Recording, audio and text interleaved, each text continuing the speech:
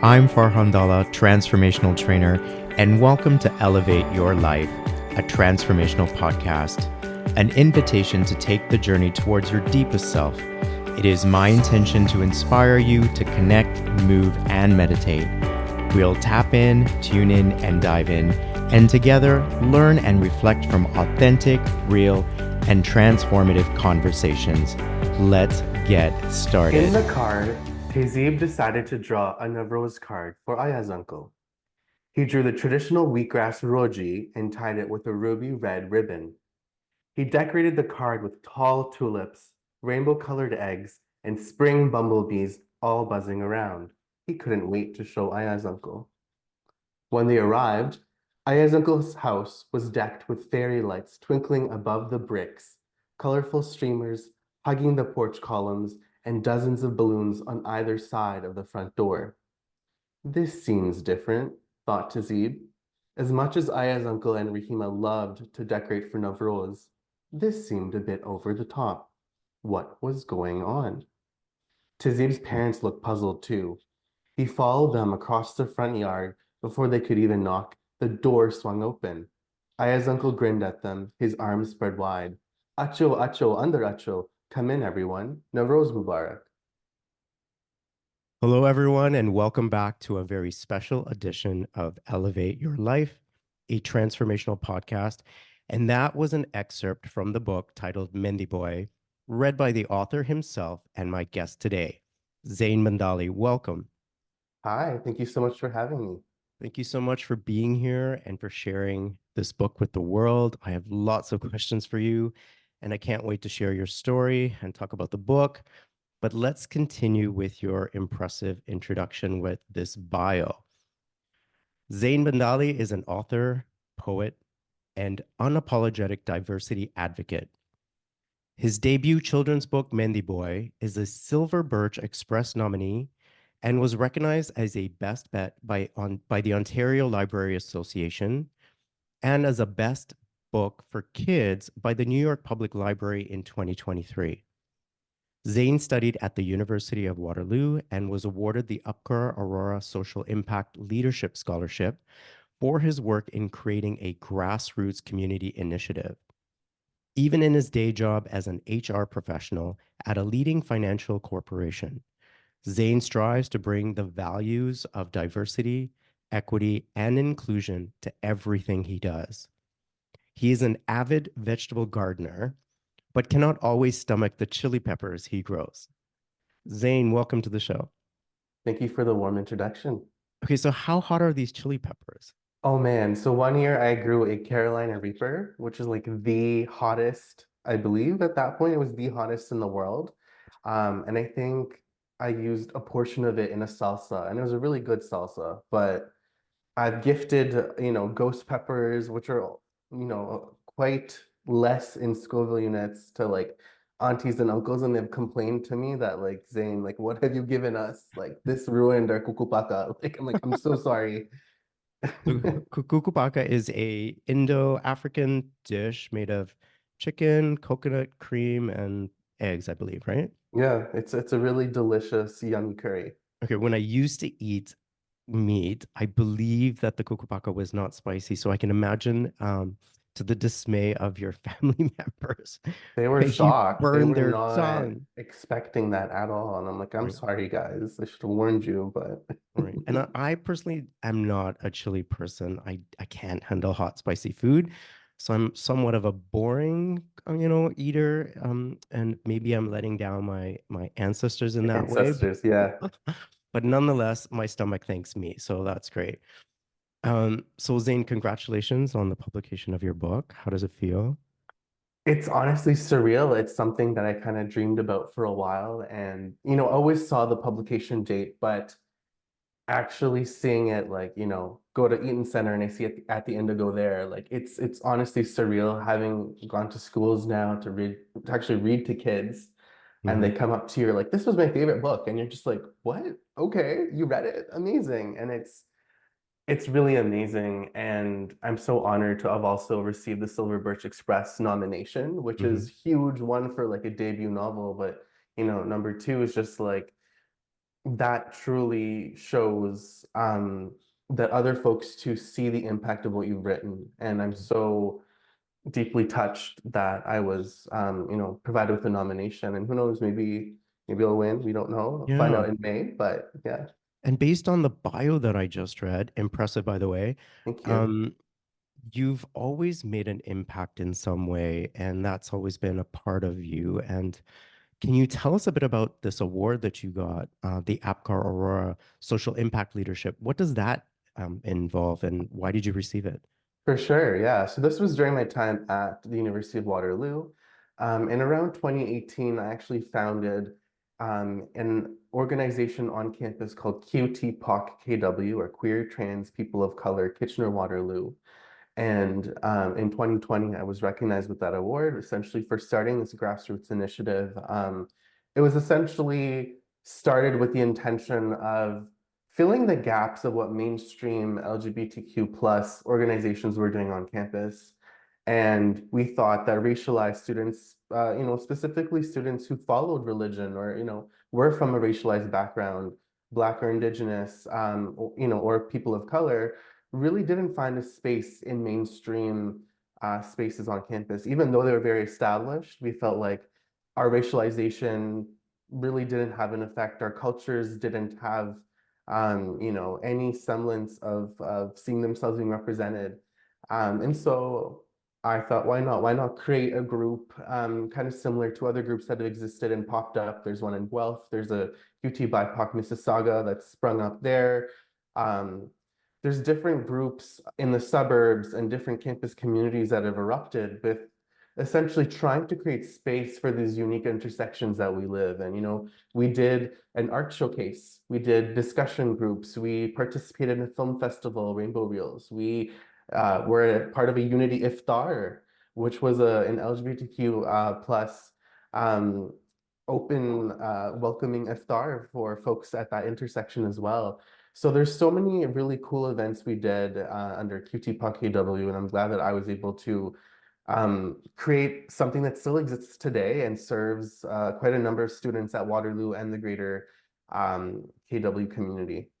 I love that. And I love that how you are making a huge social impact on many levels, including children, as well as people at the university level, because all of us matter and all of us deserve to be seen. And you have a strong voice in representing us. So thank you for that. Yeah, Yeah, Zain, as you know, each one of us has a very unique coming out journey. And I was wondering if you could touch a bit about yours today. sure. Yeah. I don't know where I should start, but I guess I'll begin with I was around 19 at the time. And for me, coming out really wasn't about, liking boys as much as it was just how my gender was kind of changing. This is around like first or second year of university.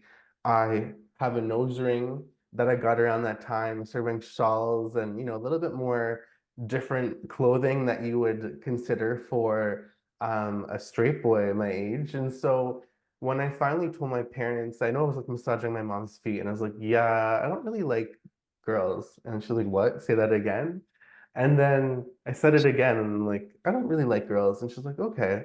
How old are you at that point? Sorry, you're 19? I feel I was around 19 at that Okay. point, yeah. And Mhm. then she's like, say it again, maybe repeat it. And she's like, okay. And then she kind of talks to my dad. She's like, did you hear that? And then he's like, yeah.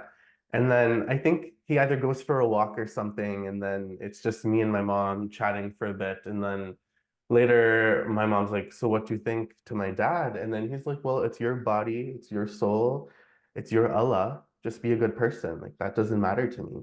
And that was probably one of the most affirming moments because I honestly wasn't sure how my parents would take it. They'd Mhm. always been somewhat progressive, but also, had made comments in the past like, "Oh, I hope we don't have a gay son in the family" or something like Oh, that. they said that. Okay. At different points, I've even heard like an uncle call another person a chakka, or which means a derogatory slur, which means a gay person in Hindi, but like very derogatory equivalent to the F Mm. slur. Right.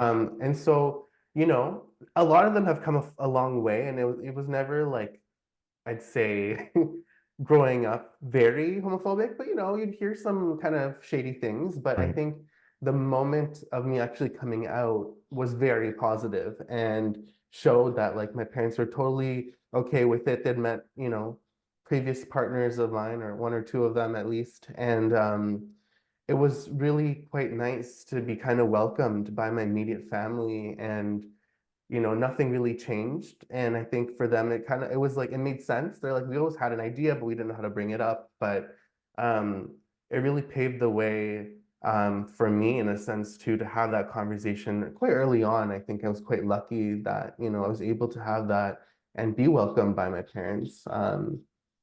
Yeah. That's great. I'm glad that you had that support. Now, do you have any siblings or cousins that you spoke to about, coming out, and how did Yeah. that go? So I do have a younger brother, and I know actually initially when I came out, he didn't really understand what gay meant. He's Mhm. like, "Oh, I thought it was like a bad word," and it's like, "I didn't realize you were gay." Like 2 weeks later, I'm like, "You were literally there. You didn't take that in that I came out." Obviously, that's not the case anymore, and I think he's kind of on his own journey too when it comes to all these things. And so I think we've kind of supported each other, and even other cousins, even with them much older than me, like in their 30s at the time, were like, yeah, like Zain, we're so proud of you. And very much later on even came out in a sense to me, sharing that they were bi, or were definitely had been in queer relationships before, but didn't really have the space to share that with me. And even for a lot of the allies, they've been huge in terms of just supporting me, even with the launch of Mehndi Boy and just coming out and supporting me no matter what. So I've been very lucky to have cousins that have been great allies to me through this process. That's great. I want to shift gears and talk about Mehndi Boy. I have a copy right here, and it's great. I love the illustrations, um, and the story of Tazib. But why don't I give you an opportunity to tell us all about what this book is about? Who is it for, and why did you write it? For sure, yeah. So Tazib, like you said, is the main character. It's really about his journey with this ancient form of body art expression that he kind of just stumbles upon during kind of what I mentioned earlier, or read earlier through the excerpt, was through a Nowruz gathering that he attends. So they're celebrating the Persian New Year with friends and family, and that's kind of his first exposure to what Mehndi was. As a very fashion-loving, stylish young boy, like he really enjoyed it and picked it up quite quickly. And the entire book is kind of his evolution of wanting to express himself through Mehndi, just as any other art form, whether it's like sketching or like, painting. And most people in his community and his family are very excited for him, except for his Ayaz uncle, who kind of struggles with what he sees as something that's for girls. And so that's kind of the main sort of plot development, are the issue in the stories. How does he navigate this relationship with his favorite uncle? Like, that he's now disappointing with his love for Mandy. And so kind of takes you through a lot of the Indo-Tanzanian Ismaili experience, the words in Kutchi, Gujarati, Swahili. It goes through a lot of like Ismaili themes too. There's a lot of Easter eggs. If you're an Ismaili Muslim, you'll notice some very unique parts of the illustrations that I was quite, Hmm. intentional when chatting with Jani Balakumar, my illustrator, about making sure I have aspects of my identity and the specificity of my identity throughout. So it's all about pushing gender norms in a kid-friendly way and really questioning like, hey, why is this any different than any other kind of art form? And the question to the answer, or the answer to that question is it's not. It is very much the same thing. It is art, and the only reason why we don't do it is just because, back in the day, pink wasn't Hmm. for girls, it was a boy color. Heels were worn by, French dignitaries. They're not worn anymore. The thing is, gender changes. And in that sense, I really wanted to push a boundary and just kind of really ask that question. Why not? Why Yeah. are we so scared of a little boy putting flowers on his hand? Right. Yeah, I love that. And I have a bit of a Mendy story myself. Oh, okay. Yeah, well, I think honestly, I was in my 30s, and it was my brother's wedding, and I had Mehndi done on my entire back, and it went from like my neck down to my waist, and my all my arms. It was like, and the running joke was that mine took longer than the bride's to actually do. But I mean, no one really saw it because I had a shirt and a suit on during the ceremonies, but I did take some pictures and whatnot. But that was sort of like my first, I want to say, major experience with like trying Mehndi, and not in my mind did I think at that time, was this for girls or boys? But in thinking back to my childhood, it was not something that I saw my dad or my brother wear. Exactly. Yeah. Yeah, and you and I come from the exact same background. Like I have origins from East Africa. I was born in Tanzania and ancestry from India, just like yours. And I have to say, this is the first book that I've come across where I could completely see myself in and relate to. I mean, everything, like you said, from the illustrations, which was very intentional. And I definitely picked up on those references, but also from the foods, the culture. I honestly wish that there was a book like this when I was a child growing up. And so I think that if I had, I would have felt maybe seen, and in a world where it didn't always feel so inclusive. And so was that your experience, or do you have a similar experience growing up as well? Absolutely. And like, let me talk about growing up a bit more. Like, I would say for me, Mandy, just as like the nose piercing happened, the shawl kind of happened around the first few years of university, Mandy became one of the first expressions of mine to really explore my queerness because it was something that, I think we often see as a form of femininity in our culture. But it was a really beautiful art form that I just started doing all the time and like practicing on myself. And actually, even yesterday, we had some Navroz celebrations at my Jamaat Khana, which I go to Tobacco Jamaat Khana in Toronto. And I have been asked for the past like 7 years to like essentially go and do Mehndi for the aunties, for the kids.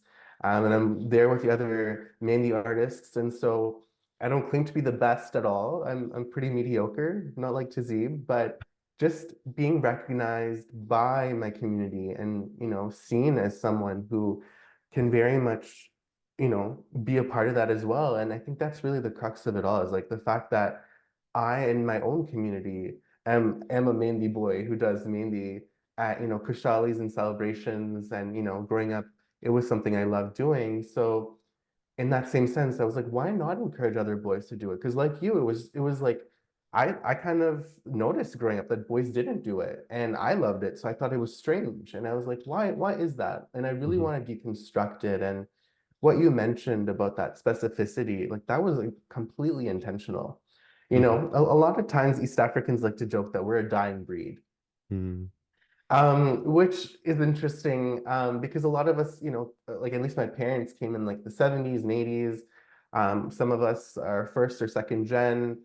Um, for me, I wasn't born in Tanzania. I was born in Canada, and I very much grew up though with that like mixed fusion culture. And I often call it a diaspora of a diaspora because that's truly what we were. We lived, a lot of us, our families in East Africa for 4 generations. We developed a Creole in our language. It was a mixture of Gachi and Swahili. We as Ismailis have such a unique experience too of language, of shared culture. The fact that we're celebrating the Persian New Year with a Indo-Tanzanian family, celebrating, African foods and heritage with a South Asian art. I really wanted to bring all of that together because I think that's oftentimes what the Aga Khan, who's the spiritual leader of the Ismailis, talks about as pluralism. This idea that like let's not just tolerate each other, but let's actually celebrate one another. And even if we are different, so what? Like we can still build, we can still grow, we can still contribute to a society together. And that's what I wanted to really show is like, there's a lot of intentional representation, even just of different folks in the book. I wanted to show like a Punjabi Bibi as the neighbor. I wanted to show, you know, the different races of children lining up to get their mehndi done. I wanted to show a lot of that uniqueness. And so a little bit of a long-winded answer, but I hope that kind of demonstrates why it was so important for me to write. Yeah, and it feels to me that there's a tribute in your book towards our Mm, culture, like you said, to celebrate its uniqueness and the way that we've adapted, many cultures and created our own. And this story centers around, at the beginning, the celebration of Navroz, which you mentioned. And this week, we are, in fact, celebrating Navroz. It takes place on March 21st. And Navroz is a festival that marks the beginning of a new year. It is celebrated by Ismaili Muslims as well as Persians worldwide. It signifies a time of spiritual renewal, rejuvenation. It's a time for gratitude and blessings, and beginning our new year with the spirit of hope and optimism. What what does Navroz signify for you, and why did you particularly choose that holiday in this book? there's a bunch of different reasons. They'll say the first one would be like, I think we've heard about the Eids. We've heard about Eid al-Adha, we've heard about Eid al-Fitr.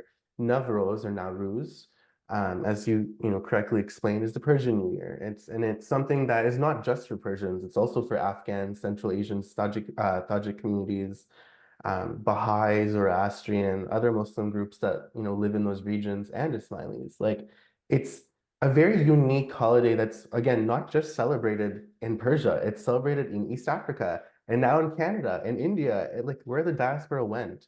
And so I really wanted to pay a tribute, like you said earlier, to this unique festival. And in a lot of senses, Navroz is important to me as someone who loves to garden, as that first kind of beginning of like, now we want to sow seeds. Now we want to, finally say bye to that winter. And in a way, it's the better new year. Because rather than try to force resolutions in the dead of winter, where we're trekking through, snow and icy conditions, Navroz is about that time where we're now going with spring. We're going at a time of renewal, perhaps when the new year should have been, rather than the Gregorian one, which throwing some shade to them. Um, but it made sense to me. So I've always had a personal fascination with this time of year, just because I love how it really speaks to me as at a time of rebirth and renewal. Mhm. One that again goes with nature rather than against nature. Yes, and it's definitely a more welcomed time of year, as you mentioned here in the city of Toronto. Um, I love this. On the release day of Mehndi Boy, you say it took a lot of energy, a lot of believing in myself, a lot of fighting imposter syndrome, and a lot of showing up for my inner child, reminding myself that my truth, my queer, South Asian, Indo-Tanzanian, Ismaili self deserved to tell a story that truly represented my journey. Tehzeeb represents me, my boldness, my desire to dream of a world where artistry in boys is celebrated, where femininity is not a weakness, but a superpower, where families rise up to celebrate the whole child, even if it goes against stubborn gender norms. Um, how much of Tehzeeb is in you and how much of you is in Tehzeeb? Is that the right way to phrase that question? That's an interesting way to put it, actually. So when I go to school visits, a lot of times I'm actually asked if Aya's uncle's me, because I guess I kind of look like him.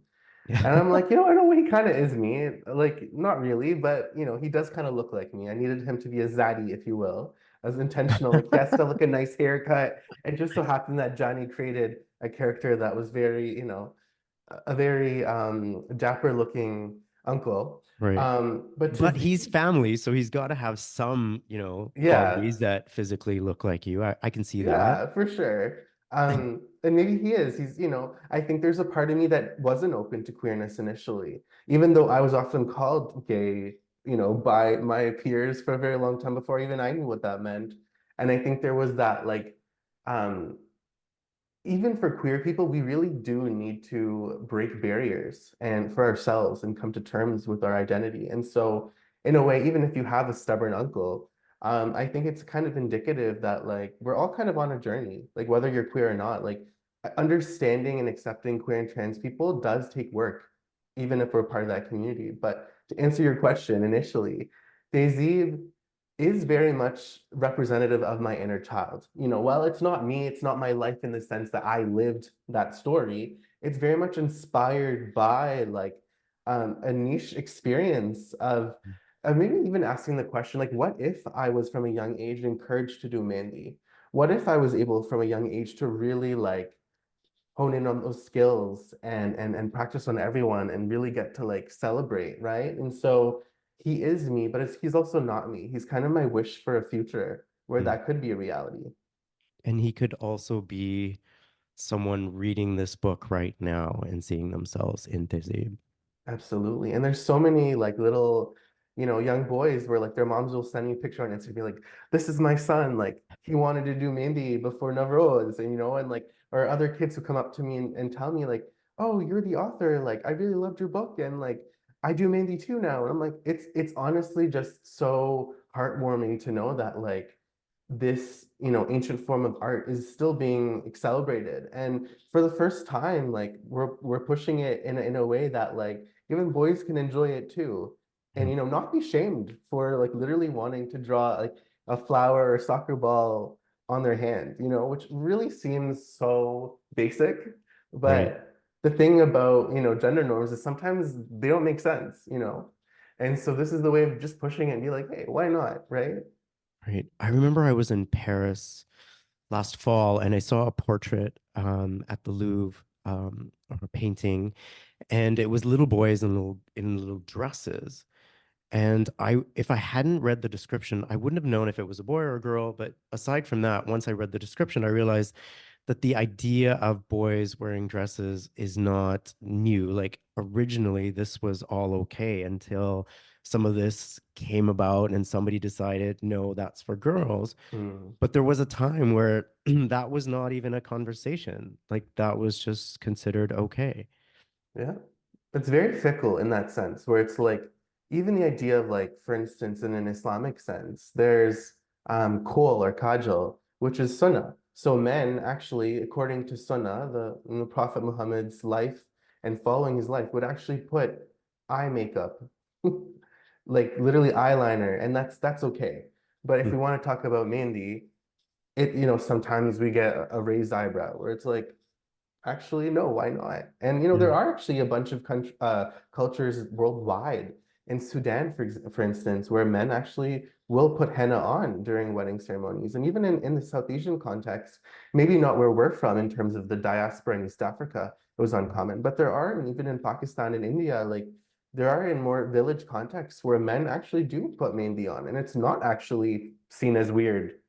But it's interesting how even like one diaspora of people can really shift a narrative over a couple of generations. And so now it's kind of not really doing anything different, but shifting back to what we Mm. actually were always doing.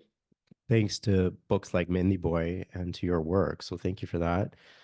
And I love this. You say in an Instagram post, borders and binaries are colonial constructs. To dismantle them, I look to my ancestors, both blood and chosen.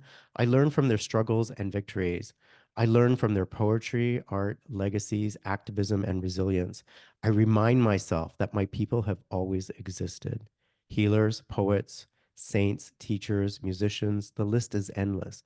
I belong to this lineage. Can you talk a little bit about this? I love what you've Love written to. here. Yeah. Thank you.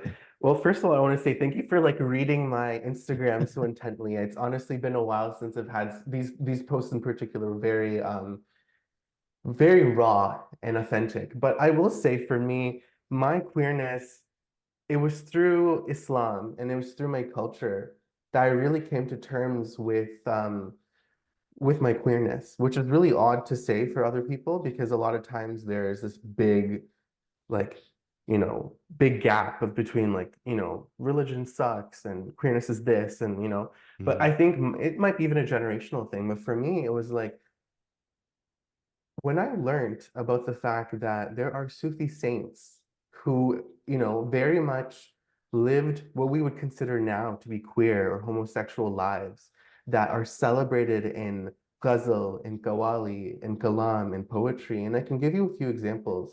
You will be shocked. You know, there's so many examples of Sufi saints who lived lives that were not heterosexual, who very much were celebrated. They were holy. They are celebrated to this day.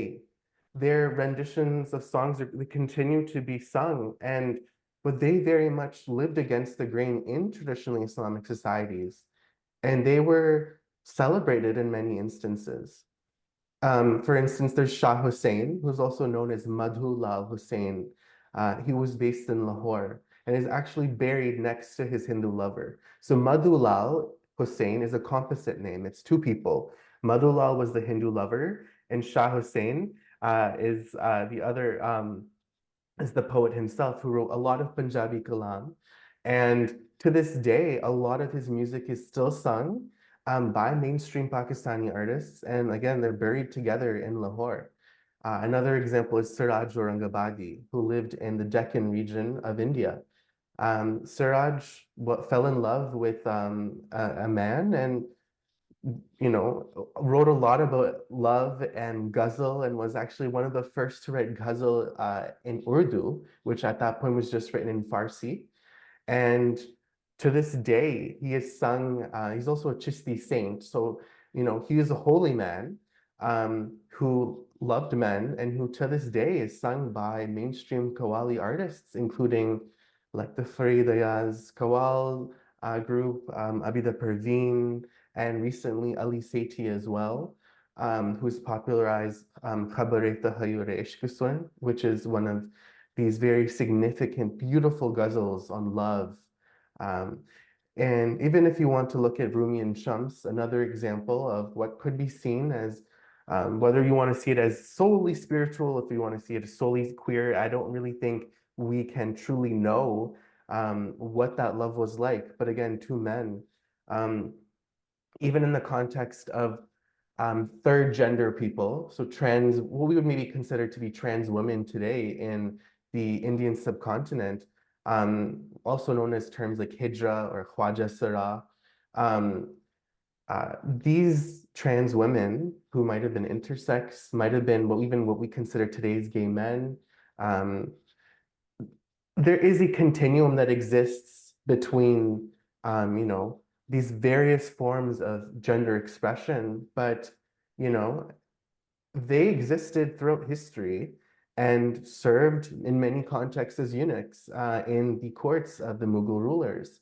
They are extremely spiritual people as well, where they tie in a lot of Hindu and Muslim forms of worship into their own everyday existing. And so the thing about South Asia is we are a deeply spiritual people, even in the guise of queerness. And even if we want to look to the two-spirit siblings of ours that live on Turtle Island, they very much are healers and teachers and warriors even. And so I think when we want to understand queerness and decolonize it a bit, we need to look to our ancestors. And when I say blood or chosen, I personally don't know of queer ancestors in my own blood lineage. I'm not saying they didn't exist, but I didn't know them. But when I say chosen, I can say Siraj Aurangabadi, see him as this like Chishti Awliya or friend of God, or Shah Hussain, Madhulal Hussain, or these other figures like Rumi and Shams, and kind of hold on to them and be like, oh, they existed. These third gender, Quadra or Hijra women, people existed. They are celebrated in context, and also were not celebrated because of colonization. Um, and so really understanding that like people like me did exist. We are not new. We're not some Western concept, like this rainbow flag is a very new concept. It doesn't mean that people like me didn't exist. And no, I don't need to give the West a trophy for, hashtag love is love. Like, I'm sorry, I don't need to. I can celebrate my queer Sufi awliya who've always existed, and really thank them and call to them in my times of distress and remembering that no, I have an authenticity. I have a reason to exist just as they did. Thank you for sharing that. Another one of the themes that really stands out in Mehndi Boy is the idea of being true to yourself. And Tehzeeb, your main character, is confused because his favorite uncle tells him Mehndi is for girls, and little Tehzeeb is conflicted because he loves Mehndi, but doesn't want to disappoint his uncle. And isn't it true, like you said, that many of us have faced situations, especially with family members, where we are afraid of being our true selves because we don't want to upset or hurt the people that we love? What advice would you give to anyone who is afraid of being true to themselves because of their fear that it may upset or hurt a loved one? The first thing that comes to mind is choose your battles, because there are times you will need to hide it, because it's not always going to be, a situation where there's going to be a happy ending, so to say. I think there's always going to be a happy ending to an extent, but depending on the openness of your parents, depending on the openness of your family, even saying Ismailis, for instance, like East Africans who have now settled here for at least, we're second, third generation, we're finally at a space where we are able to be pretty okay with queerness. But that is not the same for other folks in the Ismaili community that are from like the Indian subcontinent, from Pakistan, from Afghanistan. We are not there. And so no one is asking anybody to come out. If it's safe for you to do so, then by all means, take that courage and take that first step. Talk to people who are like, your allies, your cousins, even an aunt and uncle that you can trust. Go there, start there, and eventually make the rounds to your parents and immediate extended family if you think that's something you can do. And if that's something you can't do, then no, I wouldn't say come out, because it is not something that might be safe for you. I think coming out is also a really white concept. Sometimes we do need to live lives that are a little bit, not to say you can't be authentic, but you might not be able to be authentic with everybody. Even for me, there's days I'm picking battles. I'm like, do I want to dress more queer today? Do I want to look not as straight, or do I want to look, like I'm celebrating myself? And it's a constant conversation, and it changes with time. And I think just giving yourself that ability to like be like, it's okay. It's okay if today I don't want to look a certain way.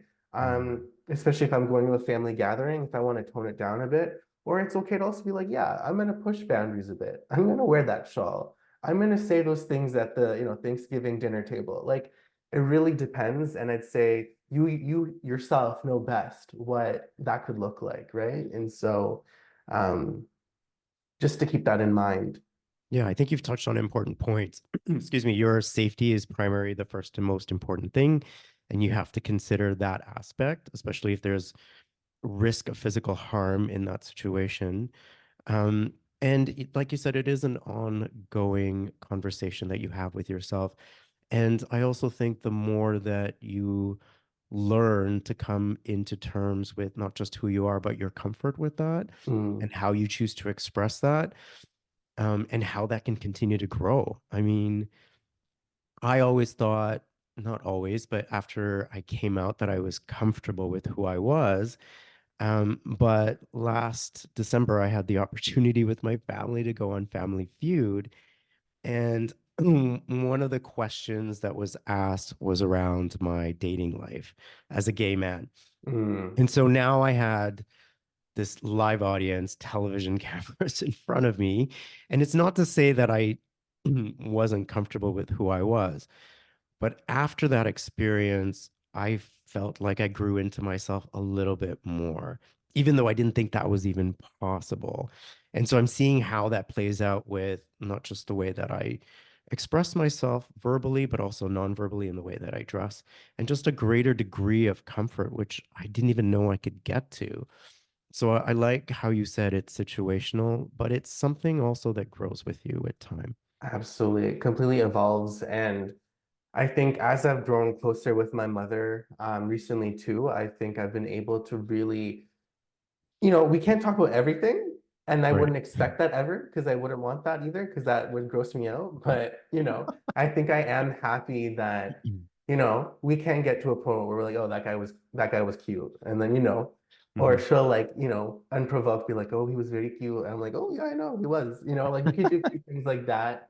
Um, so it does evolve and it'll surprise you. And I think Hmm. that's one of the blessings of life. And I'm glad that you could be yourself. And even the idea of being your authentic, true self, it really changes with time. And Yeah. just, the way I presented when I first came out versus now is totally different. Mhm. And maybe I was more in my like twink, femme, skinny boy era back then. And now I'm in my more like otter bear adjacent kind of like, Uncle Aya's looking sort of. Uncle Aya's auntie core, like, I'm doing something else. But Hmm. as long as you are just happy with whatever that is, that negotiation, and just like, you know what, I feel free. Like, Yeah. as long as you feel free that you made a choice, I think that's the most important thing. That's where that happiness comes, right? Hmm. At the beginning of this series, I talked about my coming out journey. It was the first time I publicly told my story, and I found that really difficult. But after I did, um, it definitely felt good to have done that. And then, like I said, after Family Feud, that even increased my level of comfort. So life will present itself opportunities for you to step into your truth, and it's up to you to decide whether you want to say yes, but no one's going to judge you for it either way. Absolutely. And I think your book, Mehndi Boy, is very important and timely in our world today where, the conversation about book banning is on the rise. And we've seen a lot of this in the States, namely in Texas and Florida. But here in Canada, there have been conversations and attempts to ban or restrict books. The Toronto Star last November reported that the Waterloo Catholic District School Board was restricting access to 4 books with LGBTQ themes selected as part of a provincial program intended to engage elementary and secondary school students in reading a diverse range of books. And the CBC just this February reported that according to Canadian librarians, recent challenges primarily involve opposition to books that deal with sexuality, LGBTQ themes, or gender diversity. I mean, I understand this is creating conversation around these topics, but what are your thoughts in regards to the hopes that these conversations will lead to, not just as an author, but also as a member of the LGBTQ plus community? Yeah. I think these are important conversations to have because why are we even banning books in general? And there's actually a huge market, actually, surprisingly, for banned books. Uh, and what you mentioned too, actually relates to some fellow nominees of the Silver Birch Express and other forced to reading books, where they were shadow banned. And actually, Mehndi Boy could have been one of them, but surprisingly wasn't. Hmm. And I wonder, and I laugh many times about this. Um, why wasn't it? Because it's dealing with pushing gender norms, but maybe it's the racialization of it all that still enabled it to be in the hands of kids in that particular school board.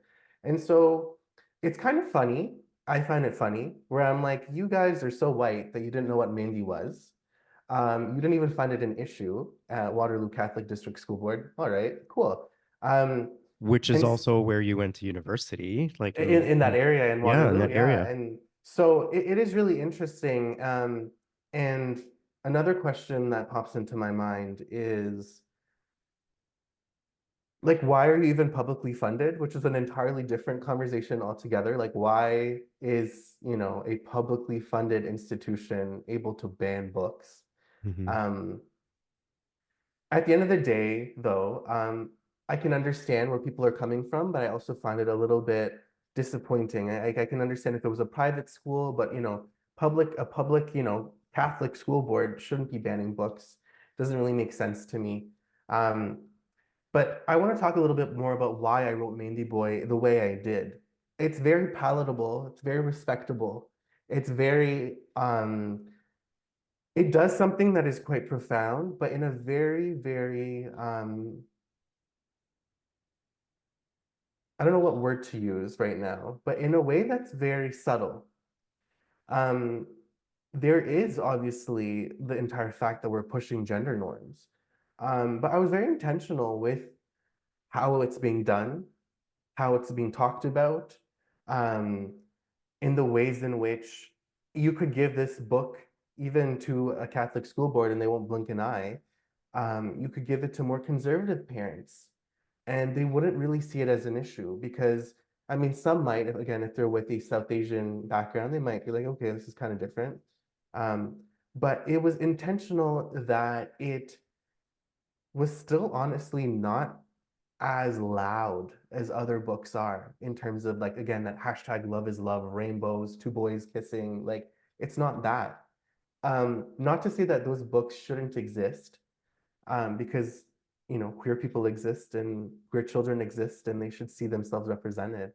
But it was intentional about going about representation uniquely from the angle of gender. And I am an openly queer author. I've never hidden that fact, but I was intentional that the queerness that I'm portraying is not really queerness in a very loud sense, but queerness through gender and queerness as it is not really about two boys being in a relationship with each other, but a little boy who just wants to do something as simple as do art on his hand, right? And when you break it down to that level, even a conservative, more traditional thinking parent is going to be like, yeah, that's true. Like, why is that an issue? And I think that was really my goal was to make it a book that could transcend barriers.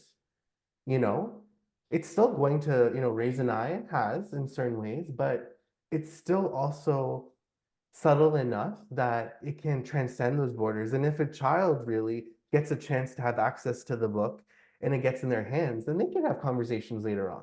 You know what I mean? They can start Googling things, they can start looking into things, they can at least be like, oh, this is a little boy who likes to do art that people made fun of him or his uncle didn't really understand.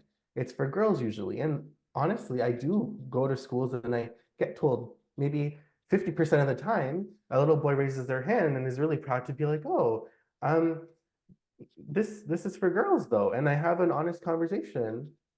I talk about pink, I talk about high heels, and I'm like, yeah, boys used to wear them too. And they're like, oh, okay. And you can quite easily shift the narrative. And so that's what Mehndi Boy is really aiming to do. It's aiming to do it in a way where we're not really shaking foundations, so crazily. Again, not saying that those books shouldn't exist, but that wasn't the goal of this book.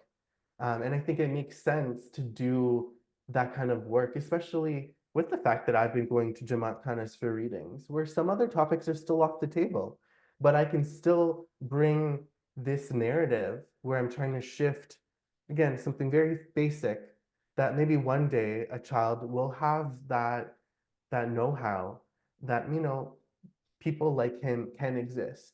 Even if we're not using other very politicized terms or other politicized symbology or symbolism. I don't know if symbology was the right word, but you know what I mean? I do understand what you're saying. And I think it's great. And I love the way that you feel like you've written this book just so fatter of Mac that it's just not like, I want to say loud in any way with your messages, but the messages are very clear. Hmm. And it can be loud too. It can Yeah. 100% be loud. And I know Hmm. I've definitely had like eyebrows raised where like, folks are like, can I please read your book first? Because again, if they have, you know, if they're really trying to make sure I'm not doing something that's so evil, or as they might think, and Right. then they find out, oh, there's nothing. Again, I don't use the term evil, um, but there's honestly a lot of prejudice too with me being a queer author that they just will make assumptions that I'm Hmm. trying to, maybe brainwash their kids. I'm like, yeah, I am trying to brainwash their kids to literally think that art is art. That's Right. really my goal at the end of the day. Um, this book is not going to make your kid gay, but if your kid is gay, I think it would really help your kid. You know what I mean? And Hmm. knowing that like a little boy shouldn't be shamed for, like I said, again, wanting a little flower on his hand, Hmm. because I think there's so much violence that toxic masculinity creates. And I think Hmm. that's what I'm also trying to tackle as well, is like when you're telling little boys, hey, that's for girls and that's for boys, you are damaging children. You are damaging a child when you're telling them they can't do something and telling them only another gender can do something. You're telling them that there's something wrong with them even wanting to experiment, or you're telling them that there's something that's inherently different. And I think that's very troublesome, right? Mhm. And it can be very confusing because if you've ever been to the baby section of a store and you're shopping for clothes, it's very designated what is meant for a boy and what is meant for a girl. Mm, And so the idea of colors, it's, very distinct. There's not sort of this neutralization of what can a boy wear and what a girl wear. And so I feel like it's taught from such a very young age and then just sort of reinforced in other ways in schools and with parents and yeah, whatnot. So it can be challenging. But with books like this, at least there's conversations being had and sort of deconstructing, those ideologies. And like you said, what's the big deal with, a yeah. little boy wanting a flower on his hand, or if he wants to wear pink, or if he wants to wear a dress? Like, so what? Like, why are we fighting? Why are we, continuing this violence, especially against boys? Because then they grow up to be men who have, like, again, intense amounts of like toxic masculinity. They Hmm. become violent where they might be abusive and aggressive to women. Like, I'm not saying, this book is going to solve all that, but what I'm trying to say is like when we create an environment where things are for boys, they need to like cars, they need to like blue, girls need to be blah blah blah. Like then we create even later on in life this idea that like, you know, men need to act a certain way. And I'm sure you as, a gay man and me as a queer person that like we've also needed to play into that too for survival to an extent, but Hmm. it doesn't really serve anybody. It is Hmm. just continuing cycles of violence. And that's not cool. But we could just create softer boys or hone in that femininity in boys, or not even femininity, but the artistry. Hmm. And just saying like, hey, you're a kid, you're a child. Let's accept you for who you are. If this is your art form that's preferred, let's do it. Yeah, and let's not And label it as this is for no, girls or this is for boys. exactly. Hmm. And let's not label, this book is inherently queer either. I think that's not fair either, because I think ultimately it's not, you know? Yeah, So there's no mention of that in the book. no, Hmm. yeah, Um, Zane, what was it like to share this book with your parents? And I understand, and I'm very sorry to hear that your father unexpectedly transitioned. But I do believe from what you wrote in a post that you had an opportunity to share it with him before he transitioned and with your mom. I always say the word transition because I honestly believe no one actually ever dies, mhm, that our relationship with them continues, and that death is just the beginning of a new relationship with our departed loved ones on the other side. So coming back to my question, what was it like to share the book with your parents and what was their reaction? absolutely. Before I even share that, I will say that interestingly enough, this Nowruz will be 10 months to the day my dad unexpectedly passed away last year. So it's been a very rough ride because again, it was unexpected, it was not something we saw coming. Um, but luckily, as you correctly pointed out, I did get to share an advanced review copy. So not all the pictures were in there, but it was more or less the same book that my dad and my mom got to read together um, around this time last year. So it would have been around a year ago. Um, and I don't know if this is just an immigrant dad thing, but my dad is a very introverted person. Um, he never necessarily shared that like he was proud of me specifically in those words, Mhm. but I think he definitely was when he got to when my mom read it out to him, and I think he was proud of the stuff that I did. And I remember even if it was like me singing a Ganan, which is like a hymn at the Ismaili Jamaat Kana, and people would come up to him to say, "Oh, Zain did a great job." He was always keen on being like, "Make sure you go and tell him yourself." Like that was really important for him, and he was a huge supporter of mine as well in the sense that he was a very hardworking, supportive father, and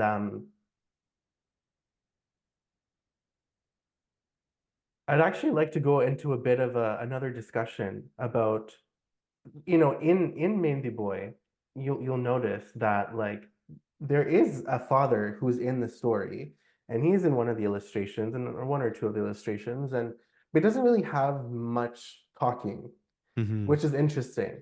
And I think initially I wrote it maybe with some anger, because I think I've always struggled with my relationship with my father in the sense that like he always loved us. But again, brown men don't really know how to say they love you. And I That's think that true. was hard. I'm a Hmm. Cancer, I'm emotional, I'm sensitive. Hmm. Hearing, words of affirmations, definitely that love language of mine. And so Hmm. I initially was like, you know what? Like the dad in this story too is not really gonna have a big part of it. But in doing so, the entire story is still about a fatherly love, but from the uncle. Aya's uncle then becomes this focus for Tehzeeb of being a favorite uncle, but it's still very much this like older father-like figure, and I think ultimately is a relationship with a father figure with a young boy. So even though we're calling him an uncle, it's very much still a relationship that a young boy has with his dad. Hmm. And so even for me writing this, it didn't dawn onto me until much later on. I'm like, oh, Zain, you still wrote a book that was basically about a little boy and his dad, or his uncle for that matter. And, you know, semantics aside, it's still about that relationship. And so while it has been a really hard, 10 months almost, in a couple of days till the 21st of March, Um, I know my dad is, like you said, is transitioned to, be a part of the universal soul, like very much has returned to the creator and part of that spark that is in all of us. He is now with us. And just as your family members that might have passed are still with us and with you. So I think there is pride. I think there's just sometimes you don't have the language to express because of generations where that wasn't a thing. Hmm. The love was shown through like cut up pears and apples that were brought to your room. The love was shown by, doing your laundry. The Hmm. love was shown by like helping start your car before you need to venture out in a blizzard. The love was shown by making sure you never had to pump gas. And I had to learn how to do that once he passed away. And the love was shown through really um, enabling your child to be queer and loving them. And my younger brother, who had a much closer relationship with my dad than I, is very, very queer in his own way. Has long hair, wears a lot of feminine clothes. He like even before just a couple of weeks before my dad passed, was joking. He's like, you know what, Keon, like what if you just change your name to Kiana and you be a girl, like it made a kind of a joke like that with him, and like change your name to Kiana, like so what, like kind of was very much like being like just do you, like who cares. And I love that my dad had two queer kids and loved us so deeply, and his legacy continues with us to this day. There's not a day I don't remember him, and there's not a day that I don't think of that he's still with us, and he's still very much interceding in many senses for us. And I even think about another cousin that I lost 40 days after my dad, 42 days after my dad, Shirzana Mita, who passed away after having 5 extra years with a double lung transplant. Hmm. Um, Amazing soul who fought super hard and made such a lasting impact on me and my family. And I think about these people, and sometimes in my time of need, just how I would call upon Allah or Hazrat Ali as an intercessor. I often do call upon these Ruhani or these departed souls in the Ismaili tradition and pray for them, Hmm. because they now have returned. They are now a part of that universal soul or intellect that, they've gone back to their creator. They've gone back to that merciful aura, that energy that we all once came from. And Hmm. so They are proud of me. And even though they both unfortunately could not be there for the launch, I know Shirzano ordered the book. I know she ordered it from Amazon, and her last words to me on Instagram were that she loved me. And a couple of days later, her health actually went really down around my birthday time. And then I think by, Canada Day, the day after, she passed. And so, even though we were dealing with so much loss and grief and it's been hard, knowing that I have people in another realm who are rooting for me, who love me, who I was honestly able to meet in this life, Mhm. and also dealing with like literally I'm going to use the word fuckery, if that's okay, That's okay. of dealing with all the gender norms that come out at times of funerals. Instantly I'm being told, oh, you're the man of the family, and I'm like, I don't even identify as a man half the time. I'm like a non-binary person, Mhm. like this idea that like I'm barely like even scratching the surface sometimes, and you guys are telling me I'm the man of the house. You're not even letting me grieve the death of my father, but I'm being told, I need to now be this father-like figure to my brother, and I need to be like this man of the house to my mother. I'm like, no, my mom is the one who's next in command, not me. Mhm. This was her husband, and I deserve every right to also grieve my father. So it was really jarring, Mhm. right? And having a launch of this book, though, was an immense amount of happiness that I simultaneously was almost forced to still celebrate during such a like very sad, chaotic couple of months. And like 4 months later, after my dad passing, I'm launching a book, and it was sad. I dealt with a breakup too, which sucked, right? Like a week before my dad's passing, I was on a new medication that was really screwing up with my like everything.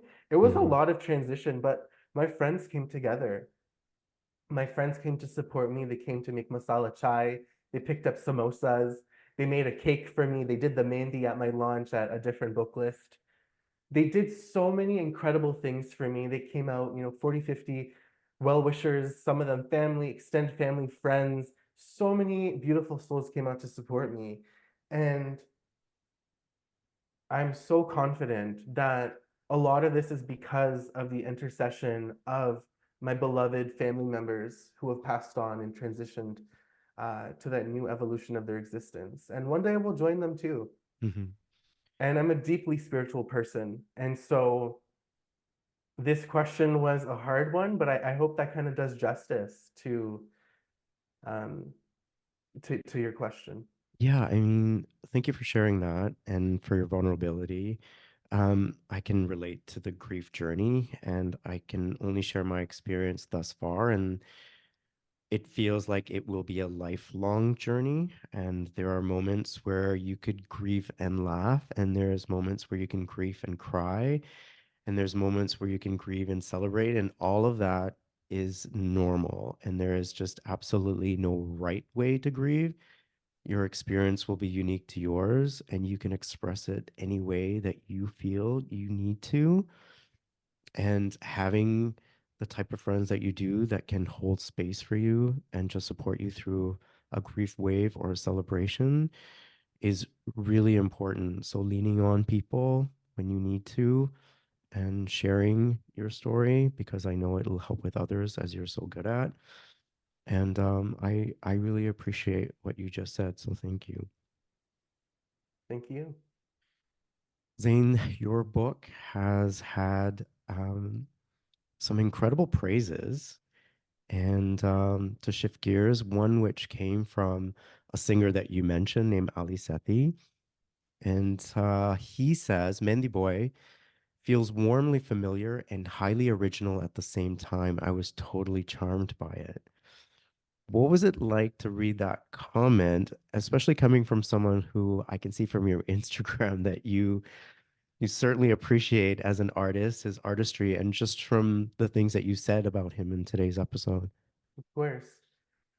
I was very honored, honestly. Ali, I think Ali's also been on his own evolution through his artistry, and Pasuri was the most Googled song of 2022. Like, again, most Googled song. Like, it's a pretty rad endorsement to get from him. And I was really glad and I feel so honored to have that. And as you know, like, um, Ali Sethi has been a favorite singer of mine for a couple of years. And I mentioned a lot of those Sufi awliya and saints earlier. And I was remiss to share that it was truly because of Ali Sethi and his Misaki Ishq tour. So when he first kind of started out, he had done a tour, one that went to the Aga Khan Museum, where he brought Ali Asani, who was a very famous Harvard professor, who's done extensive work on the Ghanaic literature of the Ismaili community, beyond the Ismailis as well.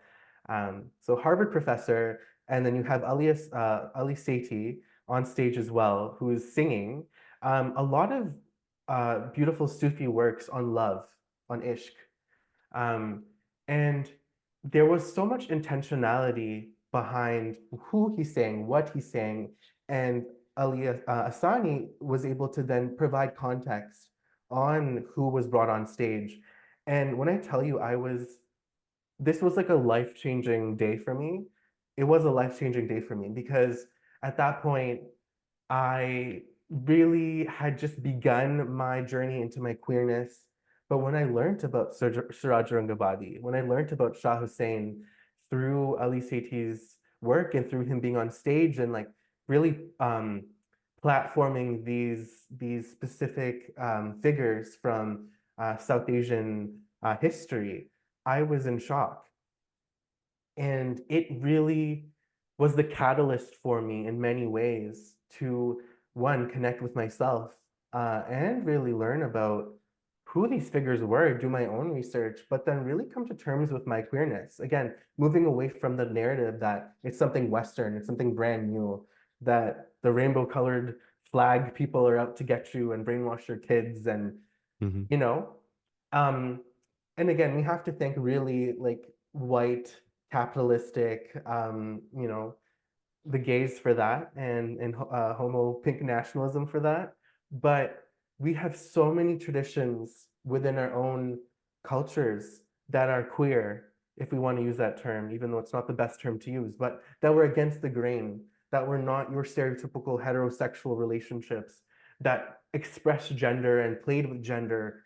um, and so Ali Sethi honestly was and is a huge inspiration, and I'm honored to like made his friendship and acquaintance. And Mhm. whenever he's in town, I've been lucky to like find a way to give him a hug or say hi. So he's been huge in my journey, and I'm a huge like lifelong um, fan. And in a way, like not everyone gets to meet their idol, Mhm. but he has been an idol for me in many ways because of the work he's been doing in the Pakistani context and beyond.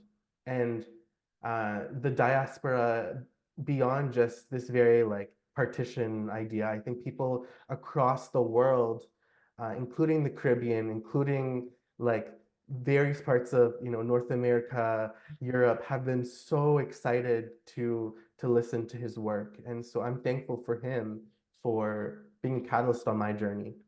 Yeah, and I can appreciate everything that you've said about him.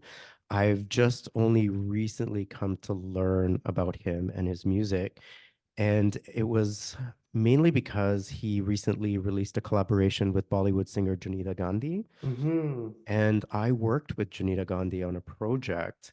I got to personal train her for a video shoot that she was doing, and when that song came out, it was the first time I heard him sing, and I was floored by his talent. He has an incredible range, and I will definitely be adding a lot of more of his tracks to my Spotify playlist because he You are is very late to the game, but incredible. that's I okay. know, I know.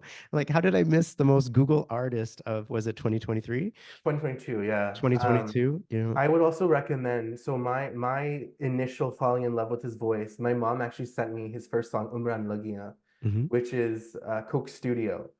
And when I listened to his voice for the first time, without having any idea of who he was or his work, his politics, or anything, I was like, there is some queer dard, some pain in that voice. And I mean, I wasn't wrong. Right. And so he is incredibly talented. And I often say the most talented people are probably queer because there's something of our experiences that really transmutes. Well, we need to transmute our pain somehow, and it's Mhm. often through the arts. And Janita Gandhi, incredibly talented. Also, we have a Peel Region connection. I Mhm. remember listening to her perform at Celebration Square and learning that she's originally from, you know, this Brampton. area. Yeah. And it Yeah, was she's from so Brampton. amazing. And so I'm so glad that there's a connection there. And that song, a Mhm. banger, Right? and love the video, love the imagery, love the Yeah. UK kind of like vibe. It was Yeah, incredible. the video was shot in London, and Mhm. just this morning, Janita posted a video of her with Ed Sheeran, and she's playing the track for him, and he's listening to Oh, it. that's so cute. And I was like, way to go, Janita. That's my girl. Amazing. Thane, oh my goodness, I could keep talking to you for hours. And I want to also be respectful for your time, but I've really, really enjoyed this conversation. I've learned so much from you. I cannot thank you enough for sharing this book into the world, for your art, your poetry, your activism, for all that you do for us, for our communities. You have inspired me in so many ways. I want to dive into more history relating to our queer ancestors a little bit more, and maybe you can guide me through that. I would love to get a playlist from you of Ali Sethi's music, of some of your favorite tracks. So please share that with me. And by all means, if we ever get a chance, I would love for you to do some Mehndi on my hand or anywhere else, like on my back, whatever. But I would love for you to do that. I'd love to experience the author of Mehndi Boy, share his artistry as a Mehndi artist on me at some point. But before we end this episode, I'd like to wrap up with having you read just one more excerpt from your book. Absolutely. And before I begin, I just want to thank you again for this opportunity. And truly, like, this was an amazing conversation. And who knows, maybe I'll be back for after my next book or something. And totally happy to chat with you Listen, if again. you are available, I will book you. 'Cause You're I'm such down. you're a busy guy, but I I will know. make the time to speak to you. You can count on it. Absolutely. Okay, so let's read a little bit more. Thezib tried to stay as still as a sculpture. He watched as she delicately drew daffodils and daisies, painted perfectly teardrop-shaped paisleys, checkered diamonds along his fingers, and filled every last space with vines, squiggles, and the coolest complicated patterns. Before he knew it, she had covered his hand with a glamorous garden. A garden that reminded him of the Navroz card he'd made on the car ride there. Tizib's heart danced. He'd always loved drawing designs in his sketchbook, but now it was as if his hands were the paper, and the more he stared at his palm, he could almost feel it come to life. He knew he had to try it for himself. He knew he had to try it for himself. That was Zain Bandali, and the book is titled Mehndi Boy. I will have in the description of this podcast where you can contact Zain and where you can also pick up a copy of this book. Zain, thank you so much. Thank you so much, Farhan. Take care. Bye-bye. I'm Farhan Dalla. Thank you for taking the time to listen to today's episode of Elevate Your Life, a transformational podcast. I hope today's conversation has elevated you in some way and inspired you to connect, move, and meditate. I'd really appreciate your support by following and rating this podcast. Come back soon and join me for another transformative conversation.